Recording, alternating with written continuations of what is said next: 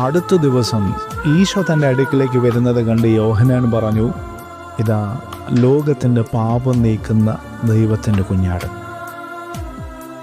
മോറിയ മല കയറിയപ്പോൾ ഇസഹാക്ക് അബ്രാഹത്തോട് ചോദിച്ചു, അപ്പാ, കത്തിയും തീയും വിറകുമുണ്ടല്ലോ, ബലി അർപ്പിക്കാനുള്ള കുഞ്ഞാട് അവിടെ?